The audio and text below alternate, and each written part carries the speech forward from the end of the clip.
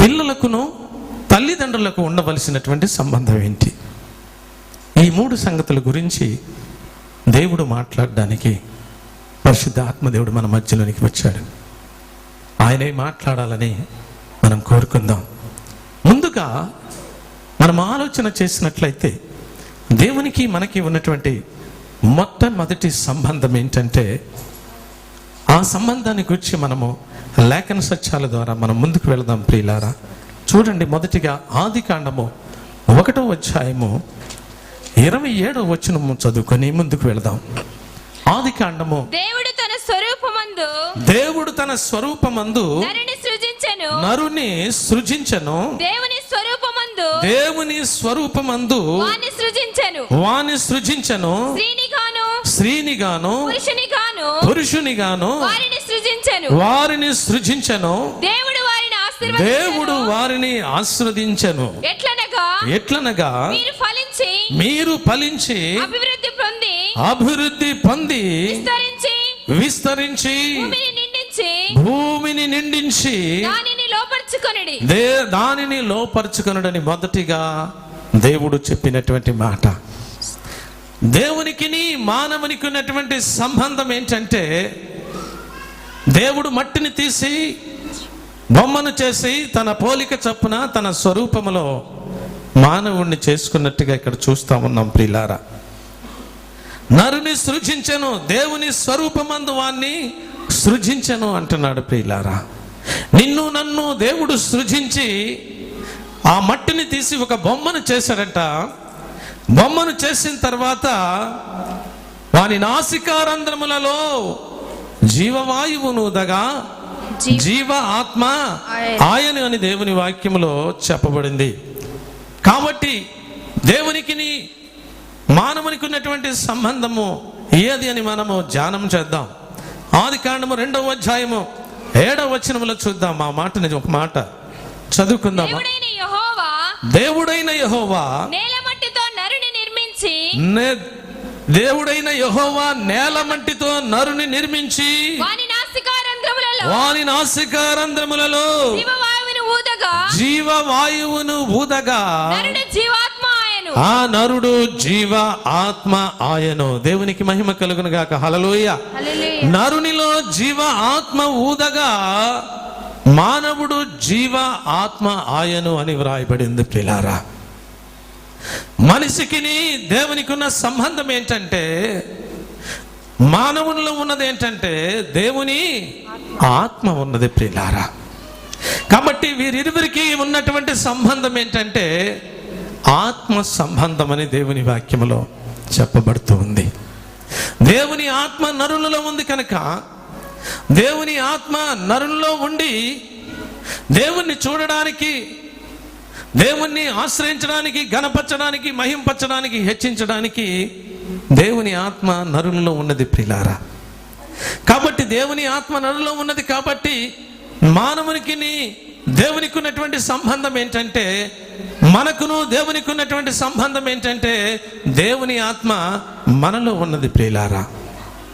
కాబట్టి దేవుని ఆత్మ మనలో ఉన్నట్లయితే ఆయనకున్న సంబంధము ఆయన్ని గణపరిచే విధముగా, ఆయన మహింపరిచే విధముగా, ఆయన్ని హెచ్చించే విధముగా ఉంటుందని దేవుని వాక్యంలో చెప్పబడుతుంది.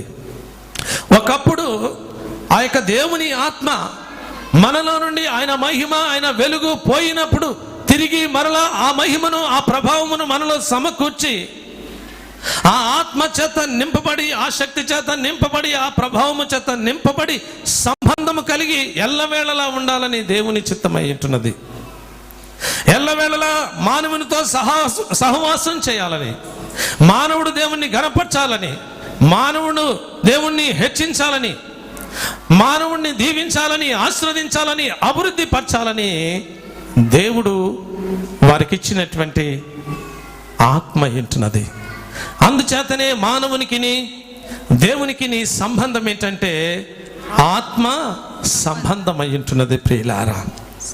అంటే దేవుడు ఏమై ఉన్నాడు? దేవుడు ఆత్మ గనుక ఆయనను ఆరాధించువారు ఆత్మతోనూ సత్యముతోనూ ఆరాధించాలంటున్నాడు. ఈ దినాన ప్రత్యేకముగా ప్రభు దినములో ఆయన మన మధ్యలో మనం స్తుతించినప్పుడు మన స్తుతుల సింహాసనం మీద ఆత్మస్వరూపుడుగా మన మధ్యలో ఉన్నాడు. ఆయనకు మనకు ఒక సంబంధం ఉంది. ఏదనగా అది ఆత్మ సంబంధము ప్రియులారా. ఈ ఆత్మ సంబంధాన్ని బట్టి ఆయన కోరుకునేది ఏంటంటే ఆయన్ని స్తుతించాలని, ఆయన గణపరచాలని, ఆయన మహింపరచాలని ఒక సంబంధం కలిగి మనం ఉన్నాం ప్రియులారా. చూడండి, దేవుని వాక్యములో చూసినట్లయితే రోమీలకు రాసిన పత్రిక 8వ అధ్యాయం చూద్దాం, చదువుకుందాం. రోమీలకు రాసిన పత్రిక 8వ అధ్యాయము 9వ వచనం చదువుకుందాం. రోమీలకు రాసిన పత్రిక దేవుని ఆత్మ మీలో నివసించి ఉన్న ఎడల మీరు ఆత్మ స్వభావము కలిగిన వారే కానీ శరీర స్వభావము కలగవారు కారు. దేవునికి మహిమ కలుగును గాక. హల్లెలూయా. దేవుని ఆత్మ ఎందరిలో ఉంది ఈ సమయంలో ప్రియులారా? దేవుని ఆత్మ మీరు కలిగి ఉంటే ఏ స్వభావం కలిగిన వారట? ఆత్మ స్వభావము కలిగిన వారు. దేవుడు ఏమై ఉన్నాడు? ఆత్మ ఉన్నాడు ప్రియులారా. మనము దేవునిలో ఉన్నట్లయితే, దేవుని ఆత్మ కలిగినట్లయితే మనలో దేవుని స్వభావమే ఉంటుంది, దేవుని క్రియలు ఏముంటాయి. దేవుని వెలుగై ఉన్నాడు కాబట్టి నీవు కూడా ఏమై ఉన్నావు? వెలుగై ఉంటావు. దేవుడు రాజు అయి ఉన్నాడు కాబట్టి నువ్వు కుమారుడు అయి ఉంటే, కుమార్తె అయి ఉంటే ఏమై ఉంటావు? నువ్వు కుమారుడు అయితే రాజకుమారులు, రాజకుమార్తెలు అయి ఉంటారు. ఆయనకు మానవునికి, దేవునికి మనకు గొప్ప సంబంధం ఉంది ప్రియులారా. ఎందుకంటే ఆయన ఆత్మ మనలో ఉన్నది కనుక. ఆయనను ఆరాధించేవారు ఆత్మతో సత్యముతో ఆరాధించాలని ఆయన కోరుకుంటున్నాడు కనుక ఇక్కడ చూసినట్లయితే ప్రియులారా 8వ అధ్యాయం 9వ వచనములో మరొకసారి చదువుకుందాం. దేవుని ఆత్మ మీలో నివసించి ఉన్న ఎడల మీరు ఆత్మ స్వభావము కలవారే గాని శరీర స్వభావము కలవారు కారు. దేవునికి మహిమ కలుగును గాక. దేవుని ఆత్మ నీలో ఉందా? దేవుని ఆత్మ చేత నువ్వు నింపబడ్డావా? దేవుని శక్తి చేత నింపబడ్డావా?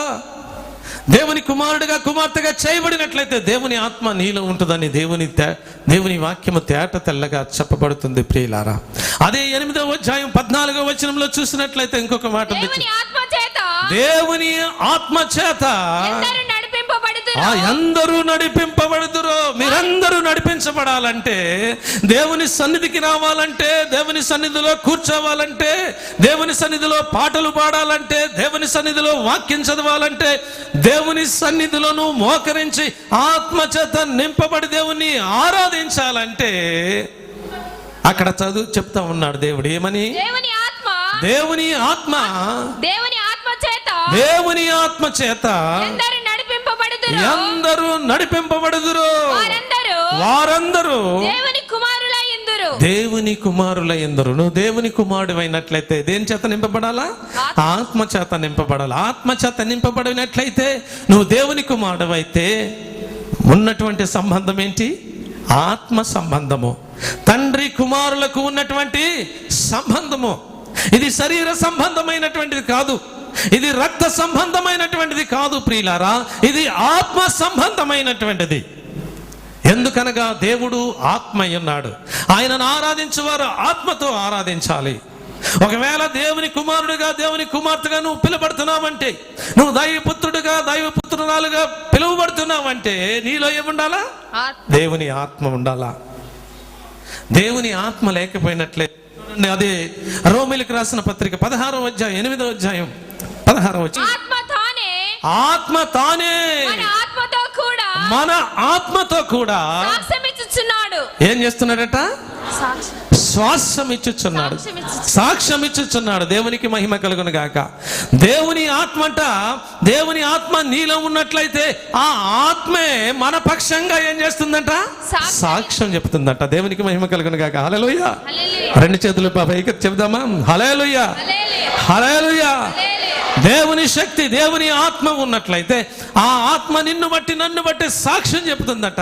ఇదిగో ఈయన నా కుమారుడు, ఇదిగో నా కుమార్తె. వీరు నా ఆత్మ చేత నింపబడ్డారు, వీరు ఆత్మ సంబంధులై ఉంటున్నారు, వీరు నా బిడ్డలై ఉంటున్నారు, నా కుమారులై ఉంటున్నారు, నా కుమార్తెలై ఉంటున్నారు అని చెప్పబడుతూ ఉంది.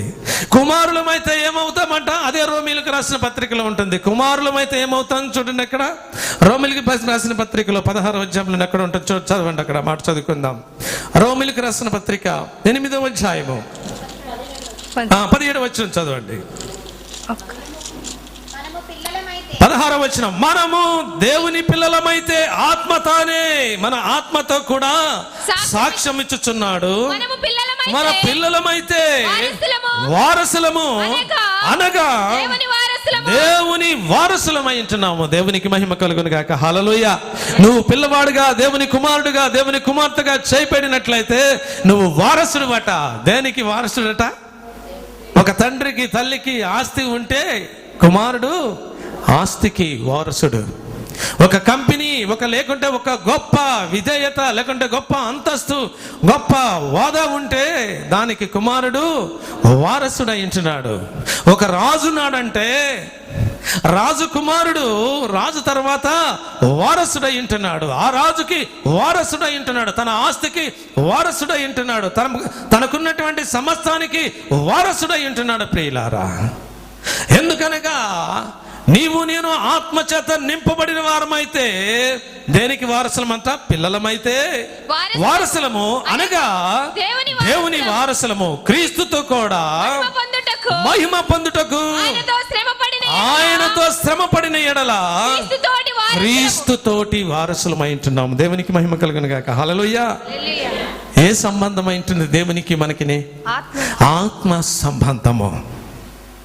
ఆత్మ లేనివాడు నా వాడు కాడు అని చెప్పబడుతోంది. ప్రియులారా, ఆత్మ రావాలంటే, ఒక వ్యక్తిలోనికి, ఒక మనిషిలోనికి రావాలంటే ఏం కావాలా? ఒక ఆత్మ, దేవుని ఆత్మ నీలోనికి నాలోనికి రావాలంటే అపోస్తుల కార్యములు 2వ అధ్యాయము 38వ వచనం చదువుకుందాం. అపోస్తుల కార్యములు, మీరు మారు మనసు పొంది పాప క్షమాపణ నిమిత్తము ప్రతివాడు యేసుక్రీస్తు నామమున బాప్తిస్మము పొందుడి. అప్పుడు మీరు పరిశుద్ధాత్మనే వరమును పొందుదురు. దేవునికి మహిమ కలుగును గాక. హల్లెలూయా. దేవుని ఆత్మ ఒకరిలోనికి రావాలంటే ఎప్పుడు వస్తుంది చెప్పాలా? ఎప్పుడు వస్తుంది? మారు మనసు రావాలి, 1 పాప క్షమాపణ కలగాలి, 2 క్రీస్తు యేసులో బాప్తిస్మము పొందాలా. అప్పుడే ఆత్మ అనే కృపావరము నీలోనికి వస్తుంది. నువ్వు వారసుడు అయితే, నువ్వు దేవుని కుమారుడు అయితే, నువ్వు దేవుని కుమార్తె అయితే నీలోనికి ఆత్మ వస్తుంది. అదే ఆత్మ సంబంధమై ఉంటుంది. ప్రియులారా, ఆ ఆత్మ ఏం చేస్తుందని దేవుని వాక్యములో ఉందంటే, రోమీయులకు రాసిన పత్రిక 8వ అధ్యాయము 26వ వచనం చదువుకుందాం. అటువలే ఆత్మయు మన బలహీనతలను చూచి సహాయం చేస్తున్నాడట. దేవునికి మహిమ కలుగును గాక. హల్లెలూయా. దేవుని ఆత్మ మనలో ఉంది, ఆ ఆత్మ మనతో ఉంది. ఆ ఆత్మ ప్రార్థన చేయడానికి మన బలహీనతలు ఎరిగినటువంటిది, మన సమస్తాన్ని ఎరిగినటువంటిది. ఆ ఆత్మ మనలో ఉండి మన బలహీనతలను చూసి ఏం చేస్తుందట? సహాయం చేస్తుందట. ఎవరికి సహాయం చేసేది? ఎవరికి సహాయం చేసేది? దేవుని ఆత్మ మీలో ఉన్నటువంటి వారికి, దేవుని బిడ్డలుగా ఉన్నటువంటి వారికి, మారు మనసు పొందినటువంటి వారికి, పాప క్షమాపణ పొందినటువంటి వారికి, యేసుక్రీస్తు నామములో బాప్తిస్మము తీసుకున్నటువంటి వారికి దేవుని ఆత్మ సహాయం చేస్తుంది. ఏం సహాయం చేస్తుంది? కష్టాల్లో ఉన్నావా? సహాయం చేస్తుంది. ఇరుకుల్లో ఉన్నావా? సహాయం చేస్తుంది. బాధల్లో ఉన్నావా? సహాయం చేస్తుంది. వేదనలో ఉన్నావా? సహాయం చేస్తుంది. ఎన్నో శ్రమలు అనుభవిస్తున్నావా? ఆ శ్రమలన్నిటి నుండి తప్పించుద్ది. అది ఏదనగా దేవుని ఆత్మ. దేవునికి మహిమ కలుగును గాక. హల్లెలూయా. నువ్వు ఇరుకులు ఇబ్బందులు పడుతున్నట్లయితే, నువ్వు దుఃఖపడినట్లయితే, నువ్వు వేదన చెందినట్లయితే, నీ ఇంటిలో నీ గృహములో నెమ్మది లేకుండా, సమాధానము లేకుండా, సంతోషము లేకుండా, ఆనందము లేకుండా నువ్వు విన్నట్లయితే నీకు సహాయం చేసేది దేవుని ఆత్మ. దేవునికి మహిమ కలుగును గాక. హల్లెలూయా. ఆ ఆత్మ ఆ ఆత్మ మనకి దేవునికి సంబంధం కలుగచేసింది. మానవునికి దేవునికి ఉన్నటువంటి సంబంధం ఏంటంటే ఆత్మ సంబంధం. దేవునికి మహిమ కలుగును గాక. హల్లెలూయా. ఆ ఆత్మ సంబంధము చేతనే మనకి ప్రతి విధమైనటువంటి సహాయాన్ని అందింపచేస్తా ఉంది. నీకు ధనం అవసరమైతే నీకు సహాయం చేస్తా ఉంది. నీకు అనారోగ్యంగా ఉంటే నిన్ను స్వస్థపరుస్తూ ఉంది. నీకు గర్భఫలాలు లేకపోయినట్లయితే నీకు గర్భఫలాలను ఇస్తుంది. నీకు ఉద్యోగం లేకపోయినట్లయితే నీకు ఉద్యోగం కలుగ చేస్తూ ఉంది. నీకు వివాహం కాకుండా నువ్వు కష్టపడతా ఉన్నావేమో, నీ వివాహాన్ని ఘనంగా జరిపిస్తూ ఉంది. నువ్వు ఒకవేళ సమస్యల్లో ఉన్నావేమో, లేకుంటే ఇరుకుల్లో ఉన్నావేమో, లేక ఇబ్బందుల్లో ఉన్నావేమో, ఏ వ్యక్తి అయినా, ఏ మనిషి అయినా, ఎవరైనా సరే దేవుని దగ్గరికి వచ్చి పాప క్షమాపణ పొంది యేసుక్రీస్తు నామములో బాప్తిసము తీసుకొని దేవుని కుమారుడిగా చేయబడినట్లయితే దేవుడు తప్పకుండా నీకు మేలు చేసే దేవుడై ఉంటున్నాడు. ఉపకారాలు చేసే దేవుడై ఉంటున్నాడు. నీ కుటుంబాన్ని నిన్ను బాగు చేసే దేవుడై ఉంటున్నాడు. నీ ఇంటిని బాగు చేసే దేవుడై ఉంటున్నాడు. నీ బిడ్డలను బాగు చేసే దేవుడై ఉంటున్నాడు. ఉన్నతమైనటువంటి స్థానంలో ఉంచాలని దేవుడు నీకు సహాయం చేయాలని ఆశపడుతూ ఉన్నాడు. నిన్ను కృపాక్షేమములతో నింపాలని దేవుడు ఆశపడుతూ ఉన్నాడు. పగలు మేఘస్తంభముగా, రాత్రి అగ్ని స్తంభముగా ఉండటానికి సహాయం చేయడానికి ఆశపడుతూ ఉన్నాడు. ఒంటరిగా ఉన్నప్పుడు కుమార్తె ఇచ్చింది సాక్ష్యం. ఎవరు తోడు ఉండేది? యేసయ్య. ఎవరికి తోడుండేది? ఒక మనిషికి తోడు కదా. కానీ నువ్వు దేవుణ్ణి అంగీకరించినట్లయితే, దేవుని కుమారుడిగా చేయబడినట్లయితే, దేవుని కుమార్తెగా చేయబడినట్లయితే నీకు సహాయం చేసేవాళ్ళు దేవుడే. నిన్ను ఆదుకునేవాడు దేవుడే. నీకు తోడుగా ఉండేవాడు దేవుడే ఉంటున్నాడు. ప్రియులారా, నువ్వు ఒంటరిగా ఉన్నట్లయితే 34వ దావీదు కీర్తన 7వ వచనములో ఉంటుంది. నువ్వు ఒంటరిగా ఉన్నట్లయితే చూడండి అక్కడ ఏమనుందో. 34వ దావీదు కీర్తన 7వ వచనం. యెహోవా యందు భయభక్తులు గల వారి చుట్టూ ఎవరు ఉన్నారంట? ఆయన దూత ఉంటుందట. దేవునికి మహిమ కలుగును గాక. హల్లెలూయా. ఆ దూత మనిషి అంటారా, లేకుంటే ఏమై ఉంటుందంటారు మీ ఆలోచనలో? ఆత్మ ఉంటున్నది. దేవునికి మహిమ కలుగును గాక. హల్లెలూయా. దేవుని దగ్గర ఉన్నటువంటి ఆ దూతలన్నీ కూడా దేవుని స్తుతించే ఆత్మలయ్యుంటిని. ఆత్మ స్వరూపంగానే ఉన్నాయి, కానీ శరీర స్వరూపంలో అవి లేవు. ప్రియులారా, దేవునికి మహిమ కలుగును గాక. హల్లెలూయా. అందుచేతనే నీవు, నేను, మనము ఎవరైనా సరే దేవుని యందు భయము కలిగి ఉన్నట్లయితే వారి చుట్టూ ఉండేది ఎవరంటే దేవుని దూతలుంటాయి. అదే దేవుని ఆత్మ నీకు తోడుగా ఉండి, నువ్వు కష్టంలో ఉన్నప్పుడు, నిన్ను బాధలో ఉన్నప్పుడు, నువ్వు శ్రమ పడుతూ ఉన్నప్పుడు ఆదుకునే ఆత్మ ఉంటున్నది. అదే దేవుని ఆత్మ ఉంటున్నది. ప్రియులారా, దేవునికి మహిమ కలుగును గాక. హల్లెలూయా. ఆ ఆత్మ లేనివాడు నావాడు కాడంటుంది. అందుచేతనే దేవుని ఆత్మ మనకి సహాయం చేస్తా ఉందంట. కష్టాల్లో ఉన్నప్పుడు, ఇరుకుల్లో ఉన్నప్పుడు, ఒంటరిగా ఉన్నప్పుడు. ఒంటరిగా ఉన్న వారిని అంట ఏం చేస్తాడట? ఒంటరిగా ఉన్న వారిలో 10,000 మందిని చేస్తాడట. దేవునికి మహిమ కలుగును గాక. హల్లెలూయా. ఆయన చుట్టూనంట కోట్ల కొలది దేవదూతల సమూహం ఉన్నప్పుడు ఆయన ఆజ్ఞాపిస్తాడట. నా కుమార్తె ఒంటరిగా ఉంది, నా కుమారుడు ఒంటరిగా ఉన్నారు కాబట్టి నువ్వు వెళ్ళు, 10,000 సైన్య సమూహంతో వెళ్ళు అంటున్నాడట. దేవునికి మహిమ కలుగును గాక. హల్లెలూయా. అందుచేతనే దేవుడిచ్చిన వాగ్దానం ఏంటంటే ఒంటరిగా ఉన్న వారిలో 10,000 మందిని చేస్తాడట. నిన్ను కాపాడువాడు కునుకడు, నిద్రపోడు అని చెప్తున్నటువంటి దేవుడు. అందుచేతనే 34వ దావీదు కీర్తన 7వ వచనములు అంటున్నాడు, యెహోవా యందు భయభక్తులు గల వారి చుట్టూ ఆయన దూత కావలిగా ఉండి వారిని రక్షించును. దేవునికి మహిమ కలుగును గాక. హల్లెలూయా. వారిని రక్షించుద్ది, వారికి సహాయం చేస్తుంది, వారికి మేలు చేస్తుంది, వారికి ఉపకారం చేస్తుంది. దావీదు మహారాజు గొలియాతుతో యుద్ధం చేస్తూ ఉన్నప్పుడు పొట్టివాడైనప్పటికీ బలము లేని తక్కువగా ఉన్నప్పటికీ దేవుని శక్తి పొందుకొని, దేవుని ప్రభావం పొందుకొని ఆయన మాట్లాడిన మాట ఏంటంటే, యుద్ధం చేసేవాడిని నేను కాదు, నాలో ఉన్నటువంటి దేవుడు యుద్ధం చేస్తున్నాడు కాబట్టి యుద్ధము యెహోవాదే అని గొప్ప కేక వేసి యుద్ధం చేసినటువంటి వాడయ్యుంటున్నాడు. దేవునికి మహిమ కలుగును గాక. హల్లెలూయా. ఫిలిష్తీయులు ఎంతో మంది ఉన్నారు ప్రియులారా. గొలియాతు 6 ముళ్ళ జానుడు ఎత్తు కలిగి బలశూరుడై నిలబడినప్పుడు ఇక్కడ ఇజ్రాయేలీల పక్షంగా ఎంతమంది ఉన్నారో తెలుసా? ఎంతమంది ఉన్నారు? ఎవరూ లేరు అక్కడ. ఎవరు నిలబడ్డారు? ఒక్క దావీదు మాత్రమే నిలబడ్డాడు. దేవునికి మహిమ కలుగును గాక. హల్లెలూయా. దావీదు ఒక్కడే నిలబడితే దావీదు దగ్గర ఎంతమంది ఉన్నారో తెలుసా? దావీదుతో ఎవరున్నారు? దేవుడు ఉన్నాడు. దేవుడితో ఎవరున్నారు? కెరూబులు, శరాపులు, కోట్ల కొలది దేవదూతల సమూహం ఆయనతో ఉంది ప్రియులారా. దేవునికి మహిమ కలుగును గాక. హల్లెలూయా.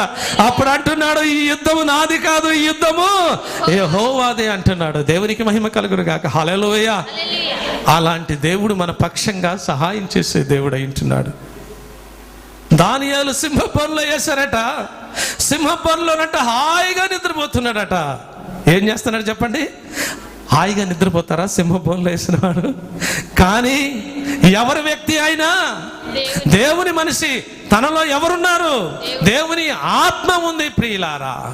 దేవుని ఆత్మ ఉంది కనుకే ఆయనకి సహాయం చేస్తా ఉన్నది. ఏమనగా సింహాల నోరును మూయించింది ప్రియులారా. దేవునికి మహిమ కలుగును గాక. హల్లెలూయా.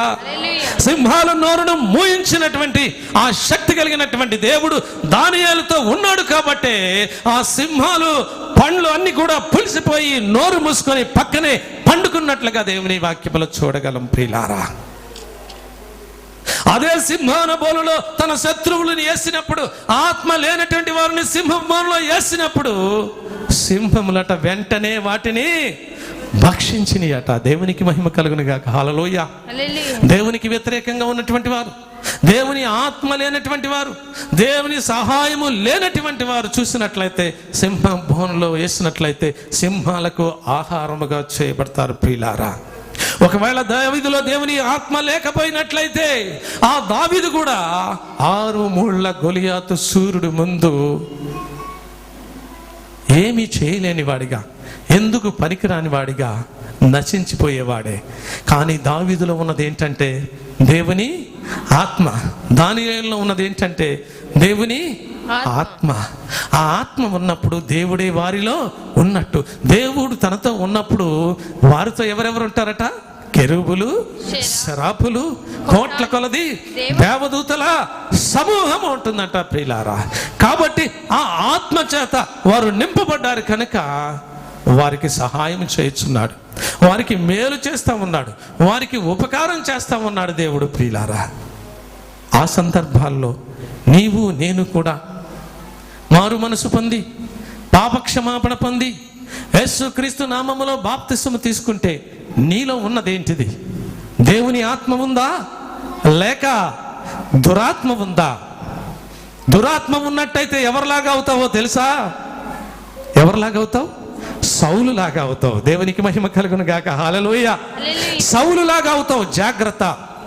ఒకవేళ దేవుని ఆత్మ నీలో ఉన్నట్లయితే ఆ దేవుని ఆత్మ నీకు, నీ కుటుంబానికి, నీ బిడ్డలకి సహాయం చేస్తూ ఉంటుంది, మేలు చేస్తూ ఉంటుంది, ఉపకారం చేస్తూ ఉంటుంది. ఎందుకనగా దేవునికి మానవునికి ఉన్నటువంటి సంబంధము ఆత్మ సంబంధం అయి ఉంటున్నది ప్రియులారా. అందుచేతనే ఆయన సహాయం చేస్తానంటున్నాడు, నీ కుటుంబానికి మేలు చేస్తానంటున్నాడు, నీ బిడ్డలకు మేలు చేస్తానంటున్నాడు, నీకు ఉపకారం చేస్తానంటున్నాడు. కాబట్టి ఇక్కడ రోమీయులకు రాసిన పత్రిక 8వ అధ్యాయంలో 26వ వచనంలో చదువుకున్నట్లయితే, అటువలే ఆత్మయు మన బలహీనతను చూసి సహాయము చేయుచున్నాడు. ఏలయనగా మనము యుక్తముగా ఎలాగూ ప్రార్థన చేయవలెనో. మనము ప్రార్థన చేయడం, కొంతమంది ప్రార్థన చేయమంటే రకరకాలైనటువంటి ప్రార్థన చేస్తారు, ఆరాధన చేయమంటే రకరకాలైనటువంటి ఆరాధనలు చేస్తారు. దేవుడు చేసిన మేలులను బట్టి, ఉపకారాన్ని బట్టి, అద్భుత కార్యాలు, ఆశ్చర్య కార్యాలను బట్టి, క్షేమాన్ని బట్టి ఆరాధన చెయ్యమ్మా అంటే ఏదేదో ఆరాధన చేస్తారు. దేవుని ఆత్మ చేత నింపబడి ఈ సమయంలో ఈ కుటుంబం గురించి, ఈ బిడ్డల గురించి ప్రార్థన చేయమంటే రకరకాలైనటువంటి ప్రార్థనలు చేస్తారు ప్రియులారా. దేవుని ఆత్మ సహాయం చేసే ప్రార్థన, మేలు చేసే ప్రార్థన, ఉపకారం చేసే ప్రార్థన, క్షేమాన్నిచ్చే ప్రార్థన, అద్భుత కార్యాలు, ఆశ్చర్య కార్యాలు చేసే ప్రార్థన ఆ ఆత్మ చేస్తుంది, మనకి సహాయం చేస్తుంది. ఇక్కడ దేవుని వాక్యంలో చూసినట్లయితే, ఎలాగూ మనము యుక్తముగా ప్రార్థన చేయవలెను మనకు తెలియదు గాని ఉచ్చరింప సౌఖ్యము కాని మూలుగులతో ఆ ఆత్మ తానే మన పక్షముగా విజ్ఞాపనము చేయుచున్నాడు. దేవునికి మహిమ కలుగును గాక. హల్లెలూయా. ఆ ఆత్మ తానే మన పక్షముగా మనలో ఉండి విజ్ఞాపన చేస్తున్నాడట. దేవునికి మహిమ కలుగును గాక. హల్లెలూయా. ఏ సంబంధం అది? ఆత్మ సంబంధం. ఎవరికి సంబంధం ఇది? దేవునికిని మానవునికి ఉన్నటువంటి సంబంధము. ఆ సంబంధాన్ని బట్టే యేసుక్రీస్తు 2013 సంవత్సరములకు పూర్వమే ఈ లోకములోనికి వచ్చి 33.5 సంవత్సరములు ఈ లోకములో జీవించి 3.5 సంవత్సరములు తన సువార్తను ప్రకటించి ఈ మార్గములో మనల్ని నడవండి అని చెప్పి ఆయన శిలువ మరణం పొంది 3వ దినాన మృత్యుంజయుడై తిరిగి లేచి ఆరోహణమై దేవుని తండ్రి కుడి పార్శ్వాన కూర్చొని ఇంకా నీ కోసం, నా కోసం, మన అందరి కోసం ఏం చేస్తున్నాడు? ఆయన విజ్ఞాపన చేస్తా ఉన్నాడు, ప్రార్థన చేస్తా ఉన్నాడు. దేవునికి మహిమ కలుగును గాక. హల్లెలూయా. ఎందుకు చేస్తున్నాడో తెలుసా? మన పక్షంగా మనకి సహాయం చేస్తా ఉన్నాడు. మనకు మేలు చేయాలని, మనకు ఉపకారం చేయాలని, మన కుటుంబాలు బాగుపడాలని, మనము బాగుపడాలని, మన బిడ్డలు బాగుపడాలని, ఉన్నతమైన స్థానంలో ఉంచాలని, ప్రజలందరికంటే, మనుషులందరికంటే ఉన్నతమైన స్థానంలో నిన్ను నన్ను ఉంచాలని దేవుడు కోరుకుంటున్నాడు. కాబట్టి దేవునికి మనకున్నటువంటి సంబంధం ఎలాంటిదంటే ఆత్మ సంబంధం. ఈ ఆత్మ సంబంధాన్ని బట్టే మనం దేవుని సన్నిధికి వస్తున్నాం. ఆత్మ చేత నింపబడి దేవుణ్ణి ఆత్మతో ఆరాధించుతున్నాం. ఆత్మ చేత నింపబడి ప్రార్థన చేస్తున్నాం. ఉచ్చరింపగాని సౌఖ్యమైనటువంటి మూలికలతో చేస్తున్నాం. అది కూడా ఆయన మన పక్షంగా ఉండే ఆయన చేస్తున్నటువంటి సహాయం ఉంటుంది. కాబట్టి ప్రియులారా, ఈ పరిశుద్ధ దినములో మనం గుర్తు చేసుకోవాల్సింది ఏంటంటే, దేవునికి మానవునికి సంబంధం ఏంటంటే ఆత్మ సంబంధమైంటున్నది. అందుచేతనే ఆత్మ నీ దగ్గరికి వస్తుంది, మాట్లాడుతుంది, నీకు ఉపకారాలు చేసే మార్గాల్ని తెలియచేస్తుంది. కాబట్టి నీకు మేలులు చేసే మార్గాలు తెలియచేస్తుంది. కాబట్టి నువ్వు వెళ్ళే మార్గాన్ని తెలియచేస్తూ ఉంది. కాబట్టి పిలుపు దగ్గరికి ఒక ఆత్మ వచ్చిందంట. ఆత్మ వచ్చి నపుంసకుడట రథం మీద వెళుతూ ఉన్నాడట ఆరాధించడానికి. ఆత్మ వేగిర పడుతూ ఉందట, తొందర పెడుతూ ఉందట. ఇదిగో ఆత్మ పిలుపుతో చెప్తుందంట, ఇదిగో నపుంసకుడు యెరూషలేము దేవాలయము నుండి ఆరాధనకు వెళ్ళి తిరిగి వస్తా ఉన్నాడు, కాబట్టి నువ్వు వెళ్ళు అని ఆ ఆత్మ నపుంసకుడిని ఏం చేసిందంట? తొందర చేసిందట. దేవునికి మహిమ కలుగును గాక. హల్లెలూయా. తొందర చేసినప్పుడు ఆ ఆత్మ పరుగున పిలుపు ఆ రథం దగ్గరికి తీసుకుని వెళ్ళి అక్కడ దేవుని గురించి చెప్పినట్లుగా మనం చూస్తూ ఉన్నాం. ప్రియులారా, ఈ సమయంలో నీకు నాకు ఆ ఆత్మ బోధించేది ఏంటంటే, మానవునికి దేవునికి ఉన్నటువంటి సంబంధం ఏంటి అని చెప్తా ఉంది. ఆ ఆత్మ నీలో ఉంటే నువ్వు ఏం మేలు పొందుకుంటావు, ఏం ఉపకారం పొందుకుంటావు. ఆరాధన వర్తమానంలో విన్నాం, దేవుని నువ్వు ఆరాధించినట్లయితే ఏ మేలు పొందుకుంటావట? బలం పొందుకుంటావట, నీ కుటుంబంలో సమాధానం పొందుకుంటావట, నీ కుటుంబంలో ఆశీర్వదించబడతావట. నువ్వు దేవుని కుమారుడవైతే దేవునికి నీకున్నటువంటి సంబంధం ఏంటంటే ఆత్మీయ సంబంధం. అది ఈ గుడి మట్టుకే కాదు. నువ్వు ఇంటిలో ఉన్నప్పుడు, నువ్వు బయటికి వెళ్ళినప్పుడు, నువ్వు నడిచినప్పుడు, నువ్వు పండుకున్నప్పుడు, నువ్వు మాట్లాడినప్పుడు, ప్రతి సమయంలో దేవుని ఆత్మ నీలో ఉన్నట్లయితే దేవుని ఆత్మ చేత ఎంతమంది నడిపించబడుదురో వారందరూ దేవుని కుమారులై అనబడుతురని చెప్పిన మాట సత్యం అది. కాబట్టి మనమందరం దేవుని కుమారులుగా, దేవుని కుమార్తెలుగా చేయబడి, దేవుని ఆత్మ చేత నింపబడి ప్రియులారా ఆయన సహాయాన్ని పొందుకోవాలని ఈ యొక్క పరిశుద్ధ దినములో మనకి హెచ్చరికలు చేస్తా ఉన్నాడు. కాబట్టి దేవునికి నీ మానవునికి ఉన్నటువంటి సంబంధము ఆత్మ సంబంధము. కాబట్టి ఈ ఆత్మ సంబంధం కలిగి మన జీవితకాలం అంతయు మన బ్రతుకు దినములన్నీయు ఆయనతో గడుపుకోవడానికి కృపాక్షేమములై వెంటవచ్చులాగన, మనల్ని దీవించులాగన, మనల్ని ఆశీర్వదించులాగన ఆ దేవుడు మన మధ్యలో ఉండి ఇక్కడ చేరి ఉన్న మనందరినీ కూడా దేవుడు దీవించి ఆశీర్వదించును గాక. ఆమె దేవుడి కొద్ది మాటలు దీవించి ఆశీర్వదించును గాక. మిగిలినటువంటి 2 మాటలు, ఒకటి శరీర సంబంధం, రెండవది మూడవది రక్త సంబంధం. ఈ మూడింటిని గురించి ఒక్కొక్క వారం ఒక్కొక్కటి ధ్యానం చేద్దాం. దేవుడి మాటలను దీవించి ఆశీర్వదించును గాక. ప్రార్థన చేసుకుందాం. పరిశుద్ధుడైన తండ్రి, జీవము కలిగిన మా యేసయ్య, నీ గణపాదాలకు వందనాలు, స్తుతులు, స్తోత్రాలు చెల్లించుకుంటున్నాం. నీ మహాకృపను బట్టి ప్రభువా, ఈ దినం ప్రత్యేకముగా మాతో మాట్లాడినందుకు స్తోత్రం. దేవునికి నీ మానవునికి ఉన్నటువంటి సంబంధం ఎలాంటిదో విధానాన్ని ప్రత్యేకంగా మాట్లాడిన దేవుడు కాబట్టి స్తోత్రం. ఆత్మచేత నింపబడిన వారమై నీ కుమారులుగా నీ కుమార్తెలుగా చేయబడి ఆ ఆత్మచేత నింపబడిన వారమై ఆయా సమయంలో మాకు సహాయం చేస్తూ, మేలు చేస్తూ, ఉపకారాలు చేస్తూ, అద్భుత కార్యాలు చేస్తూ, ఆశ్చర్య కార్యాలు చేస్తూ, గొప్ప కార్యాలు చేస్తూ మా పక్షంగా ఉండి విజ్ఞాపన చేస్తున్న దేవాది దేవుడు కాబట్టి ఆ దేవాది దేవుడిని నిత్యము నాయన మీ సంబంధము కలిగి మీ దీవెనలు మీ ఆశీర్వాదాలు పొందుకోవడానికి కృప వెంబడి కృప కుమ్మరించి మహిమ ఘనత ప్రభావములు మీరే పొందుకుంటారని మమ్మల్ని మీ చేతులకు అప్పగించుకుంటూ ఈ నీ బిడ్డలందరినీ కూడా పేరు పేరున దీవించి ఆశీర్వదించి మహిమ ఘనత ప్రభావాలు మీరు పొందుకుంటారని మా కొరకు త్వరగా రానయ్యున్న యేసయ్య అతి పరిశుద్ధ నామములో స్తుతించి వేడుకుంటున్నాను పరమ తండ్రి. ఆమేన్, ఆమేన్.